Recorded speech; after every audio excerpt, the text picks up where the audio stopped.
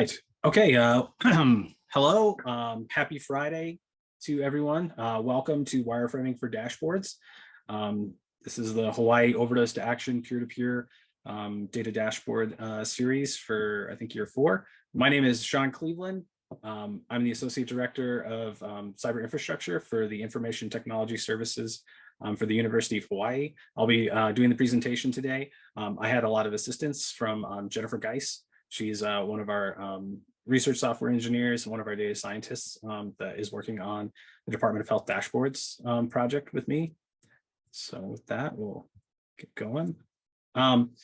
One thing just to start off here, we want to acknowledge the funding that was from the Overdose to Action Cooperative Agreement with the Center for Disease Control that has made this peer-to-peer webinar possible. Also, a quick disclaimer, the views expressed here do not necessarily reflect the official policies of the state of or federal Department of Health and Human Services, nor does mention of trade names, commercial practices, or organizations imply endorsement by the US government. So with that out of the way, for today's webinar, we will be covering the following topics. So I'll give kind of a brief introduction, just background on our team and why we're qualified to talk about this, and then talk about the development process for dashboards a little bit, introduce the concept of wireframing, talk about why wireframing is beneficial. We'll cover a couple wireframing tools and introduce those and the one that we prefer. And then also we'll cover the steps of how to create a dashboard wireframe. So I'll start by saying who our team is and why we're qualified to discuss this. So our team is the Information Technology Services Cyber Infrastructure Group. Our mission is to support data-intensive research and scholarship at the University of Hawai'i with state-of-the-art resources, services, and expertise. So we focus a lot on advanced research computing, stuff above the desktop. We also focus heavily on data science, and decision support through our support and integration with the Hawaii Data Science Institute. So that's our tie-in to the OD2A dashboard stuff. We also offer science as a service and support collaborative research, and we serve the entire 10-campus University of Hawai'i system. This is the whole team of folks that are in our cyber infrastructure team right now. We have 4 different full-time research software engineer and data science folks on the team. We also have some folks that are here today, Michelle Cho, Shivani Tanaka, Maria Duman Long, who are our program managers, communications. They make this webinar possible. So this is who our group is. Our collaboration for doing dashboard development with the Department of Health, the Hawaii Department of Health. You can see Amy Curtis, who's the lead PI for the OD2A grant, is the lead, with a bunch of folks on her team doing data management and helping us with the development and feedback as stakeholders. And then again, you can see our team here with Information Technology Services. And then we also, I'm going to call out Trina Becker, who is the University of Hawai'i PI for the OD2A piece, working with Department of Health. And so we work very closely with her. So there's a lot of folks that we coordinate and work with. And so there's a lot of communication and things that need to happen. And so that will tie into this topic of wireframes. So not quite sure who all is on the call. Just quickly, Overdose to Action is a CD cooperative agreement aimed at expanding public health surveillance, allowing higher quality, more timely, comprehensive data collection for drug-related misuse, overdose, morbidity, mortality, things, as well as trying to use data to drive prevention strategies. And so our piece in this is the data dashboard piece. So offering decision support, offering communication, things like that. Current dashboards that our team has worked on for OD2A, we have substance use dashboards that highlight discharges related to substance use, overdoses related to substance use, mental health hospital discharges, and then combining the co-occurrence of substance use and mental health related to those two, as well as beginning some crisis reporting with services like 911 calls and crisis calls lines and things like that. If anyone's interested, you can go to the URL bh808.hawaii.gov and you can access what we've currently done for the rollout of our database, which we rolled out in October. in a beta. And so we continue to work on this dashboard. And so we're going to continue to use some of this development process. So now I'm going to dive into some classic development processes here. So a classic software or dashboard development process, maybe one of the oldest ones here is you have data, you have questions, you have some kind of goal, you want to produce something with that data, a dashboard. So you spend a lot of time writing requirements, writing specifications, going back and forth with your developers to really hash out this long specification document. Then you give them access to the data, then they go off, they take those documents and they implement what they think you want. And they either give you a prototype or they give you the full thing at the end. And so maybe the result's good, maybe it isn't. This method here is called, a waterfall method. It's very classic, very old. It's not very modern anymore. The better model is basically when we call the agile model. So basically you have data, you have questions, you want to produce something. So you write some basic requirements and specifications. You spend just enough time to make sure you've captured those effectively. Then you use something like wireframes to have an illustration, a visual for communications and capturing kind of what you're looking for so other people can envision what it is that you want. And then you work with the developers and designers to iterate. And there's this feedback cycle here of which they do a little bit of work. They come back, you say, yes, this is what I want. This isn't what I want. They make some modifications and they come back again and they keep doing this loop until eventually you're at your final prototype or your final product. And typically this results in much happier outcomes and stakeholders because folks have been involved much earlier on. And if things start to go in a direction that's not good, you can course correct a lot quicker. So as we're talking about envisioning and communication, this is a mock-up that we built for the Hawai'i Behavioral Health Dashboard. So this is the overview page. This is the landing page. This was all just mocked up. Nothing in here is real. There's no real data. This was just a visual mock-up that we made to say, is this what you want to ask the stakeholders? Is this what you sort of envisioned? And so this is what we ended up producing. So it looks quite a bit different. The mock-ups we built were using HTML, Cascade styling sheets, JavaScript. What we ended up implementing in was far different. So we used WordPress, which is a content management system. We ended up using Power BI to do all of the charts, dashboard, interactive graphs in there. So we ended up using some different technologies when we actually did implementation. This is an example of what would be a discharge mental health dashboard. I'm using this example because this will be, we'll be using something similar as an example when we walk through building a wireframe. So this was just something that we threw out there as a mock-up to say, is this kind of what you're envisioning for how we're going to organize some of this information? And this is what we ended up producing for that actual, dashboard chart here, where we call out, our important information and we show demographic information as well as, breakdowns by year, breakdowns by mental health disorders. And then you can also, cross-filter by substance use diagnoses. So now we've talked about mockups. This brings us to wireframes. So what is a wireframe? So the wireframe is a way to capture graphs, visual displays, layouts that we part of a dashboard, how you want them arranged. This is an example here of a dashboard that we're going to that we want to build to essentially look at substance use discharge information by county. So that's why this looks like little islands, and look at some demographics based off age, gender, and year. So Jennifer, she sketched this up for a project that we're currently kind of working on as a wireframe. So we use this internally within our team to kind of talk about the pros and cons of some different things, what we like, what we think is missing. So that's one way to start with a dashboard with a wireframe. Other things about wireframes, these are not functional. They're representation of functionality. So they're what the dashboard will contain. We're not developing something you can point and click on. That's why you can do some of this in pen and paper. The simplest comparison of a wireframe is basically think about a building. You want to build a house, you need plans.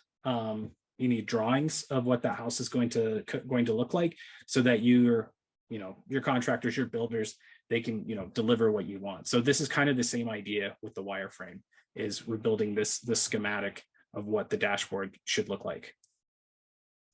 So we talked about mockups. So comparisons, wireframe versus mockup.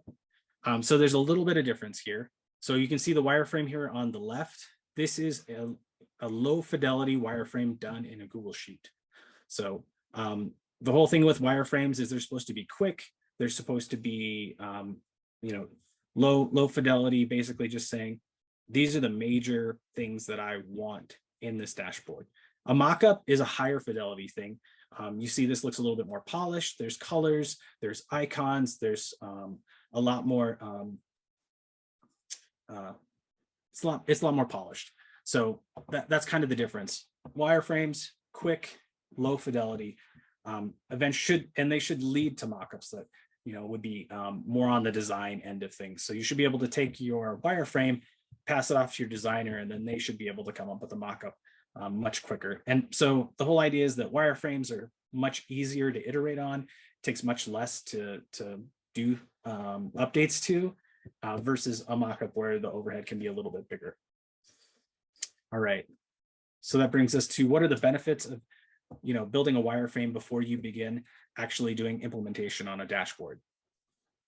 So one of the benefits, the wireframe helps the stakeholders and the designers and everyone prioritize the most important data. So the idea that you have a visual to talk about, to say, what do we want people to get out of this thing? You can tease that stuff out by having this visual language with this wireframe. So in a lot of cases, when we're working on these wireframes, less is more. So less text, less buttons, less things to really hone in on what's important that you're trying to get across with your data dashboard. Helping to ensure that stakeholders are happy. I kind of talked about that whole agile piece here, where there's that feedback loop and stakeholders get involved early, so that the wireframes, they help convey the visual interpretations of whoever the dashboard sort of product manager kind of envisions.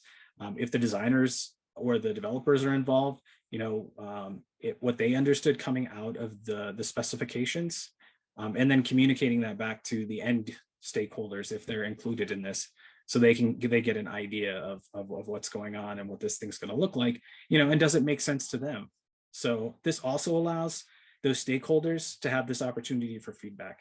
And so when you're looking for buy-in for your dashboard or any kind of product that you're going to put out there, if the end users feel like they've had a part in the initial development, they're going to have a lot more buy-in. The other piece here is that wireframes, they really aid in the communication. I think that's probably something that is going to be repeated in this, is about communication. So a picture is worth 1,000 words. So you can do very deep, very complicated requirements and specification gathering for building dashboards or building web applications or things like that. These wireframes, though, they communicate a lot of information with just the images there, and they help us avoid some miscommunication about what people actually want in the end. Because I've been on a lot of projects where somebody says, describes what they want, and then we build something and they're like, that's not what I wanted at all. So the wireframe helps act as sort of a straw person artifact for us to pass off to people to say, is this what you envisioned? Is this what you want?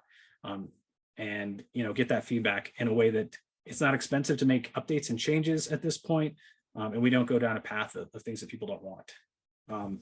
And as we've sort of talked about, the wireframes are sort of that, there's text and things like that, and words in different ways that we communicate in meetings, but those wireframes really offer that visual level of communication that sometimes is a lot deeper and easier for people to understand what you're actually talking about. One final benefit that's pretty big is that no programming is necessary. So when doing these wireframes, you don't have to have designers or expensive developers necessarily involved in the process, because like I said, you can use pencil, paper, pen, paper. You can do these things, are easy to modify. There's no programming to change the visuals.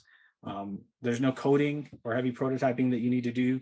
You can just use drawing tools. You can use the wireframe tools that we'll get to later for doing this. And so it's really simple to update, point and click, drag and drop, that sort of thing. Okay, so now we can talk about getting started wireframing. So there's basically 5 major steps for creating a wireframe.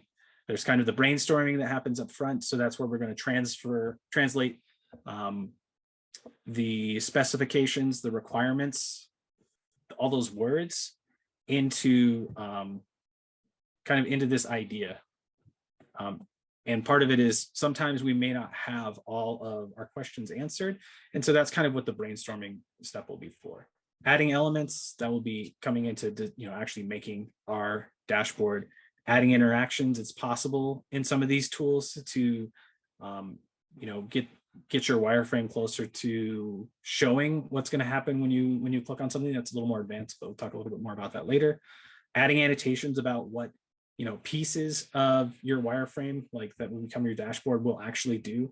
So there is the visuals there, but like I said, these are going to be very kind of sparse representations. So we want to have some text annotations to tell people what's going on. And then finally, there's sort of the feedback and iteration piece. So let's talk about the brainstorming step. So if you're having trouble imagining what your wireframe or what your dashboard needs to look like, then it probably means that there's some questions that still need answers. So instead of just diving off and trying to create something, we'll often have a basic set of questions that we'll ask to apply to these projects. So we kind of have our top 5 questions right here. So who's going to be using this? So who is the audience? Who are the end users for this dashboard that we want to build? What is our or their goals? So what problems does this dashboard need to answer or communicate? Does there a new ability for them to be able to do something with this information that we're trying to enable? What are some of the actions or things that they want to do with the dashboard? How can this information, this content be organized to effectively support these goals? Since that's part of what we're doing is, we're kind of doing some basic layout of the functionality of this dashboard. And then what should users see when they first arrive?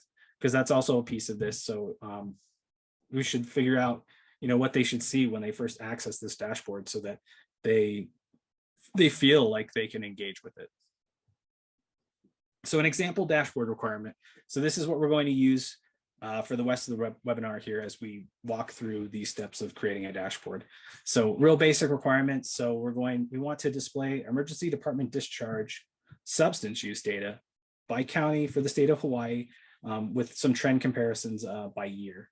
And then we want to be able to filter this by year, by age, by sex, gender, by substance there. So that's our very basic, requirements that is easy to communicate in this webinar setting. So the questions, if we're going to answer those questions, based off of that basic requirements there. So who will be using this? I'd say we wanted to look at, general public, policymakers, folks from the Department of Health in other divisions, as well as healthcare professionals would probably be the target audiences here. So pretty broad. So you want to probably target your lowest common denominator. So something would work for, the general public. What is the goal? The goal would be to better understand the substance, discharge trends by county. The actions that we think that people would like to take, that people probably want to be able to filter or drill down by the year, by the age, by sex, by substance. How can we organize this? So this is where we're thinking about, so we have this data. We think actually probably line graphs would be the effective way of communicating the trends across year for these discharges by county. And then we think that the filters should, be separated into their own areas. as well as being able to convey information about values for those filters. So being able to communicate, information about how many females, had discharge in a specific county, that information. So that may not be very clear, and that's one of the reasons that we'll do wireframes. So I will clarify what I'm talking about for content organization when we look at the wireframe. So what should users see when arriving at the dashboard? We think that they probably want to see what's the total discharge information, and then what's the trend graphs. We think those are probably the two big things that they want to see. So now that we've done our brainstorming, we've got all of our words and kind of figured out what we think we want initially, we're ready for wireframing tools. So as I've talked about before, there's simple tools. The simplest one is pen and paper.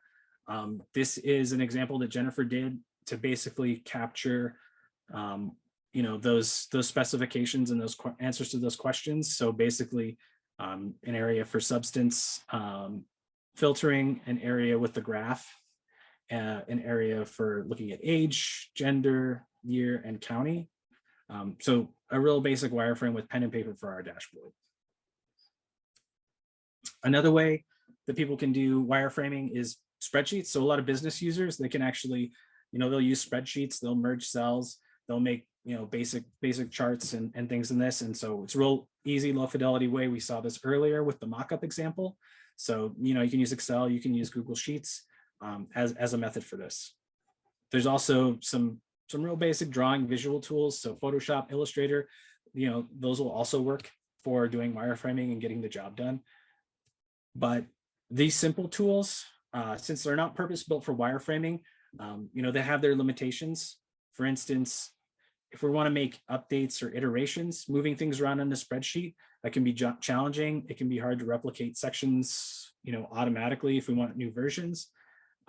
So it can be really simple to start with those tools.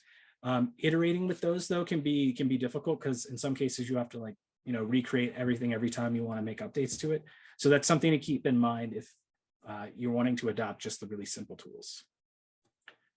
So presenting some tools now that were kind of built for wireframing or that are used a lot in wireframing. These tools are adopted obviously for convenience and efficiency. Professional user interface and user experience designers, they use these things. A lot of front-end developers use those. Our team has looked at some of these, and we use some of these things for various purposes. We kind of honed in on Lucid Charts as the one that we like, but I will show Figma, Wireframe, CC, and Lucid Chart examples of the wireframe that Jennifer sketched up with just pen and paper. But the main thing about these is they're purpose built, so iterating is much simpler. The other piece is sharing and collaborating on these with multiple individuals is a lot easier as well. So looking at Figma, I think this is a relatively recent tool. I think it's becoming a little bit more popular. The interface design looks pretty. I mean, they have some pretty nice looking buttons and different things like that. But anyway, it's a cross-platform tool. So that means Linux, Windows, Mac. It offers a simple user interface for the most part to create these wireframes.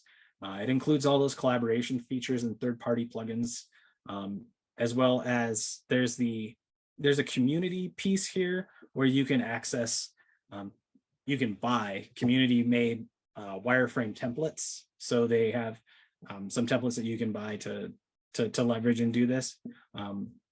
There's also a freemium version online, so you can access it via the web and use the freemium version, and that's what we did. So you can see here's an implementation of this wireframe that we discussed for doing substance use discharge for Hawaii by county. With our substance filters over here, our line graph here showing discharge by county, our counties here, and then our demographic information.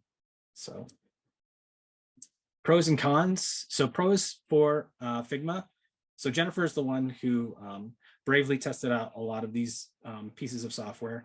And so you can freehand with this. And so that's what she did here with these lines, is she was able to freehand those lines. For the most part, it's not something you need to do a lot with wireframing because we try and keep it simple. it does do interaction. So I did mention interaction. So that's where, you can activate, if I click this button, something pops up.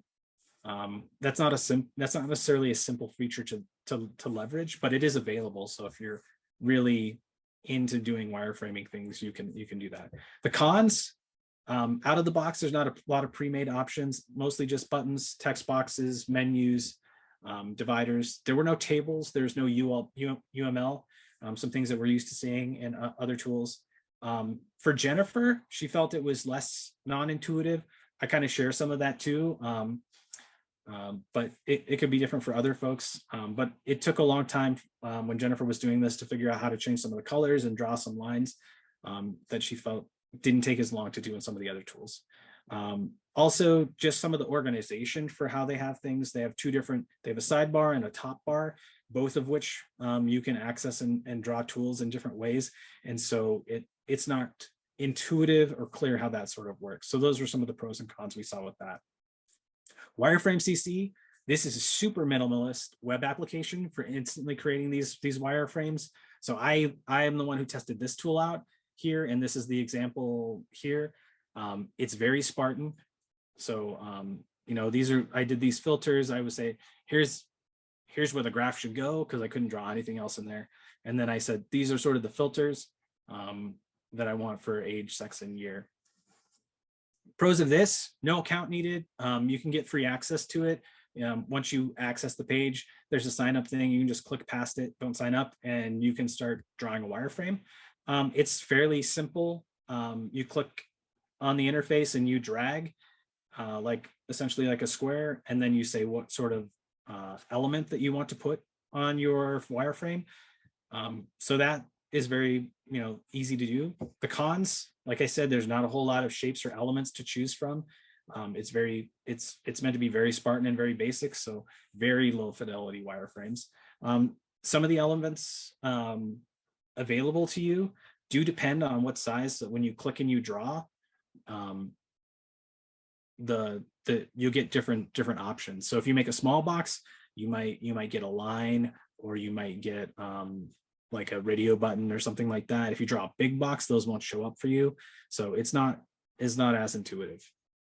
And as I mentioned, Lucid Charts was one of the ones that we decided was ideal for our team and ideal for what we like to do. So it's an online chart platform. It's been around for quite a long time. You can do wireframes and mockups in it. It does have a freemium version. So you get, with the freemium, I think you get 3 documents that are editable at one time.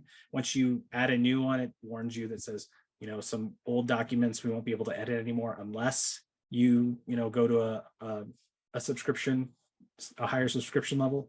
So the pros: a lot of pre-made options. It comes with a beginner set of interfaces. Right when you open it, it's not overwhelming. You can go to a menu and choose additional library of objects like UML, if organizational charts, sitemaps, tables, which we'll show here. So it's really easy to select those and add those to the interface. For us, it was pretty intuitive. Everything worked as expected. Jennifer said she didn't need to Google anything other than, can I draw freehand in Lucid, which is the only con. There is no freehand drawing, but for the most part, that's not necessary. So now I'm just going to show you, since Lucid works for us, I went ahead and I made a video here of me doing the wireframe implementation in this Lucid chart. So here's the interface. I'm going to make a new blank document for our new wireframe. So same wireframe we've been making about substance use discharge. Here's all of the shapes here on the left side. We can really just use that square and say, I'm going to say, this is the area that I want my dashboard to be inside of. And I'm going to use this diagram key to say, this will be where our substance use options for filtering are. It's very easy, just click and change the text. And then it had three options that we chose. My options might be a little bit different than what Jennifer had implemented, but this was just so you can see how we work with the interface. Now I was going to draw, representation of what we were thinking probably our graph is going to look like. So adding some X and Y axis lines is for the most part pretty straightforward. Just drag the lines over and select that you want a straight line.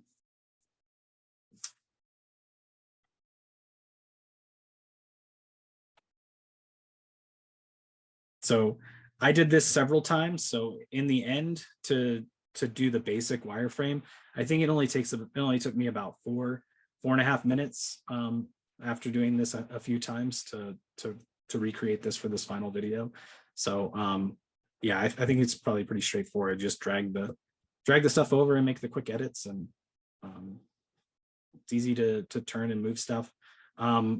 It's easy to drag and drop things. You can also click on these objects and move them with the arrow keys. So it's easier to move some of that stuff around there.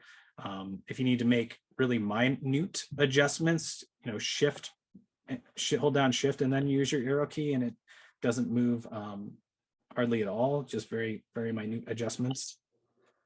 So now I've got an area for my chart. I'm ready to make my demographic area. So just drag a box over there. And so we'll make this one the age here. So we'll just, give it an age label with text. And then after we do this, I mentioned that, this interface is pretty clean. We can add other objects. So we'll add tables by selecting, from the shape library, get a table, and then, easy to say how many columns, how many rows over there. So in this way here, we're going to represent this demographic information. So, we'll have information about folks that are under 18, different age groups that will show up in here, along with the count for how many discharges, happen in those groups, depending on, what else is going on in the dashboard. So that's kind of what we're representing here with this. And then after we do age, real simple, just kind of go over, grab another box. We'll say this is going to be, probably the sex gender demographic information. We'll drag our text object over again. We'll give it, update the label. And then we'll grab the table, because again, we're going to represent basically kind of the 3 values that you would have for this based off of the data would be male, female, or it was, unknown. So when it was reported, it wasn't tracked. And then finally, we'll do the county filter. So this will be probably the 4 main counties for the state of Hawaii. So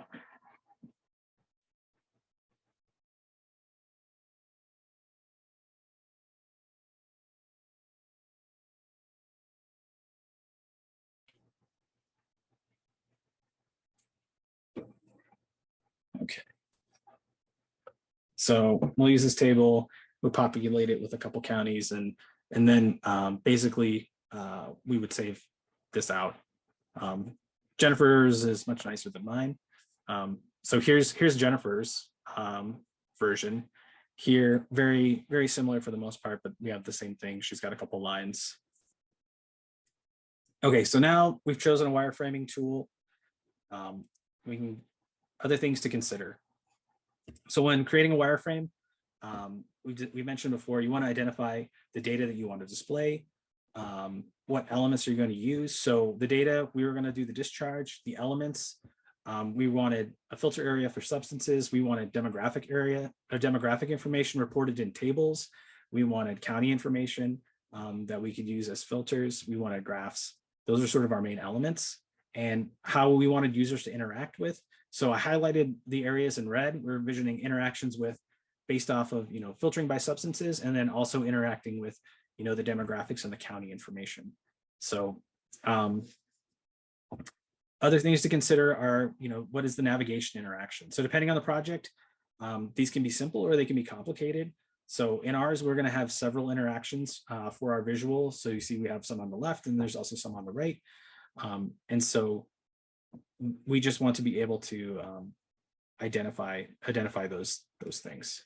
Other things, so one of the nice things about adopting Lucid charts is being able to use grids and boxes here. So when we do these layouts in these wireframes, we get some really basic ideas of what the what the ratios of things are. So how big our graph area should be versus how big our filter area should be versus how big our different demographics areas should be, so that when we hand these things off to designers for doing the mockups or for developers for doing the final implementation, they also know the ratios of what it should basically look like, so that they can match it. They can count up the grid cells and figure out what the ratio should be, or they can even get pixel information out of some of these tools as well. Okay, I think we probably had this, but other things to consider, having a list of what the main components that you want to be, what the elements that you want to be, and making sure that they're basically there. Like for example, if we're creating a wireframe for a dashboard that displays our number of discharge cases by county per year period, we're going to expect the users to be able to select the desired year or the desired county to consider that. So as I'm talking about this here, I was like, oh, you know what? We don't have a way to, select individual years, basically. So as we're talking about that, those are things that we can review with the wireframe. Other things, I mentioned this before. How are you going to share your wireframe with other folks? What is the process? What is the mechanism that you're going to use? If you're using some of these online tools, then, basically you can just share links with them. But otherwise, other methods are, if you're using a simpler method, you're sharing email, or you're sharing with like something like Google Drive, or different sharing things. But just think about that as you're looking at your wireframes. Okay, so now we're back to what are our main steps here for wireframes. We talked about brainstorming. We talked about our tools. So adding elements is basically what we did in those examples of walking through our tools. But basically, we've kind of already covered this. So we start adding our elements that we think are most important. One thing that I will call out that we haven't mentioned here is that place your most important information for your dashboard at the top left corner. This is where most people start. This is where we start when we read documents, when we read books, web pages. We start in the top left.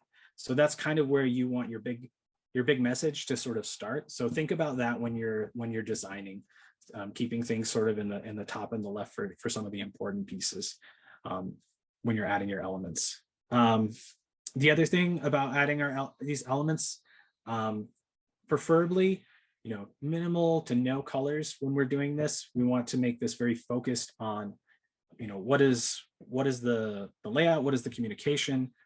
We talk about simple shapes. This wireframe CC is, almost as simple as it gets, but basically we want to kind of just identify what's the relationship between the different elements here without distraction of, a lot of colors, a lot of text, a lot of other decorative artifacts. All right, so that brings us to adding the interactions. So, it is possible to interact, with the wireframe. We are going to want people to interact with our dashboard in the end, so we need to define those interactions. So after we've got our basic implementation of a wireframe, we want to add this information using some of these tools like Lucidcharts, Figma, some of the other ones. You can do this within those tools. You can add links, transitions, animations, gestures. Like I said, that's a little more complex. It takes probably a few more tutorials on how to do that. You can also do this in a super simple fashion. You can use sticky notes via Lucidcharts. It has a little sticky note icon that you can just drag over and say, this filter, when it's clicked, it does this. So you can document those things as interactions in that manner. So it's a lot simpler way to do that than kind of going through a little more complicated way that maybe you won't get the return on investment that you want. Next is adding annotations. So adding annotations, this is where we're making notes on our wireframe that go to our stakeholders and the people who are not us, who originally envisioned this thing. So we want to communicate about what the different elements we think kind of envisioned to do. And so, like I said, with the interactions, you can use those sticky notes. You can do the same thing. These tools like Figma, like Wireframe CC, like Lucid, some of them have additional annotation objects that you can add to your wireframes. And there's a toggle switch where you can say, I want to see the wireframe with the annotations, I want to see it without them. But basically, I'm just saying annotations are useful on your wireframe to communicate things that perhaps the visual doesn't necessarily communicate, especially when it's just a flat two-dimensional thing. And then finally, the last step in sort of our wireframe life cycle here is getting feedback. So taking our wireframe and sharing it with other people, and then getting information about this. So basically, you hand it off to a different team within our group to get feedback, or we handed it off to stakeholders if we think that the wireframe is at that point where it's in a good space where the end users want to look at it. So hand it to them. They give us feedback through either the in-tool feedback mechanisms, emails, however, and then the team goes back, they do updates, they add new elements or they remove elements that people don't like, they add new annotations, interactions, and then we go, deliver it back around until everybody's happy. And again, in this whole process, we're trying to avoid adding color images, lots of other things that complicate this. And then finally, after we get through this whole process, that's when we would move to essentially prototype and implementation.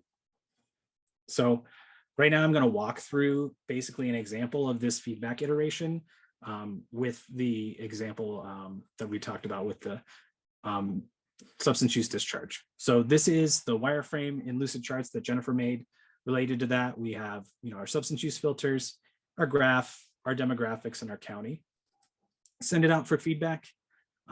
Somebody uses the sticky note thing and says, hey, I think we should put total values for substance use discharge in this corner because I think that's an important piece of information that people need.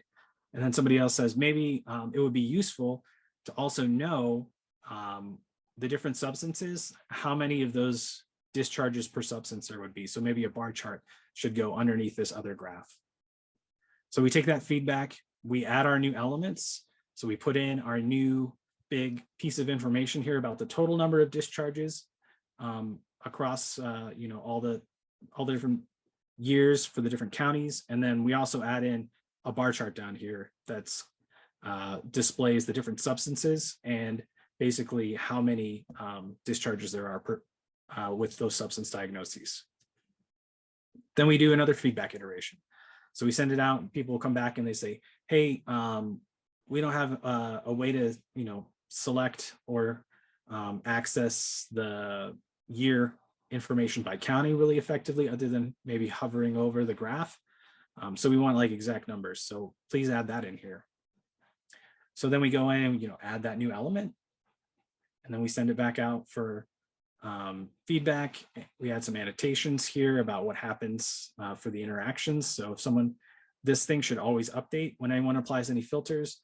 When someone clicks this, it should filter all the information across the whole dashboard, that kind of annotation. Finally, we've gone through all of our rounds of feedback and we get to a prototype. So here is an example of a prototype that would be done in Power BI based off of the wireframe that we iterated through. And since we actually implemented a prototype, to kind of show end to end here, you can see when we click on, say, the alcohol filter, it filters the big numbers here. It filters all of our other charts. We can click on year and filter out the data and see how many alcohol discharges. We can look at county, do the same thing, filters all of the demographic information. So this was all things that we captured with wireframe. So that makes design basically straightforward because you're just saying, these are the elements in the wireframe. How do I do these in Power BI with the data that we have? So it makes that end development time relatively fast. All right, so I'm just going to close here with some key principles, and then we'll answer some questions here. So one of the overarching things to keep in mind with wireframes is clarity. So you want the wireframe to answer the questions that the dashboard will provide for the users. And you want your wireframe representation to be clear. I've mentioned this, our goal is to be able to hand these things off to designers, developers, and for them to see the layout and see what the most important information that we're trying to answer for the end stakeholders is, and then add in the other things later, add in the pretty images, add in the colors, that sort of stuff that needs to come later. But basically clear with what the functionality and the layout and the goals are. Confidence. So this is, if we do wireframing really well, and it's easy for us to understand, we get the feedback from the stakeholders, then we're going to end up with navigation that is easy for folks to use. It'll be intuitive, and then therefore the user will feel more confident in using the dashboard, and they'll buy in and they'll want to use it. If it's difficult to use, obviously they're not going to adopt it. Last one is simplicity. As we mentioned, again, with the wireframes, too much information, too much text, too many colors, this distracts from what are the main goals of your dashboard. So we think about those when we're doing the whole wireframe, and then we can add in that other pretty stuff later. So attractiveness is not important at the wireframing stage. So with that, we got about 10 minutes left for questions and a little bit of wrap up. So mahalo everybody for attending. I think I see a couple of questions in the chat. Has anyone used diagrams.net? We can use this as a plugin in Google Business. I'm wondering if anyone has built a wireframe with it. Haley, I have not used diagrams.net myself. So I could not speak to that. And then how was it decided to use Power BI? So Power BI, so that was decided as a tool. So the Hawaii State Department of Health, a lot of the epidemiologists and folks within there, they're familiar with Power BI, and so they're able to use that. And so one of the main focuses and things that came out of our initial requirements when we were brought on board to build dashboards was that at some point we're going to go away and this thing needs to still be maintained. So we wanted to build it in a manner that folks in the Department of Health that aren't, say, data scientists or software engineers would still be able to make updates to and modify. So that's why Power BI was used. That's also why WordPress was chosen, because it's a content management system. So you don't necessarily have to know HTML coding and things like that to update that interface. So that's why that's kind of why we did that. And then would you be able to share? Yes. So we will definitely be sending out a copy or a link to these slides later today to all the folks that are registered for this presentation. And we will also be sharing out the video for this. So if there are folks who are unable to attend and want to see the presentation in video form, we will be putting it on YouTube and then sharing out a link. So, right. Okay, yeah, glad that this was very helpful, Haley. I appreciate that. And with that, yeah, folks, if folks are interested in reaching out to contact us with questions, itsci@hawaii.edu is a good way to reach us for additional questions. We will also be doing Tech Hour. So in about 2 weeks from now, I think there's going to be a 1 hour block where we'll have another Zoom session where folks can just drop in and ask questions related to dashboards and see if we can offer some assistance. So we'll be sending out a follow-up email with the date, time, as well as the Zoom information. So, okay, I think that is everything. Included is some link to some additional source material. So that'll be included with these slides. With that, anyone have any other questions? That concludes our wireframing webinar. So really appreciate everyone attending and being so attentive and the questions that we did get. So yeah, it's Friday. So I think if you're on the mainland, you're probably pretty close to what we call Pauhana. So your day is almost done. So yeah, enjoy the weekend.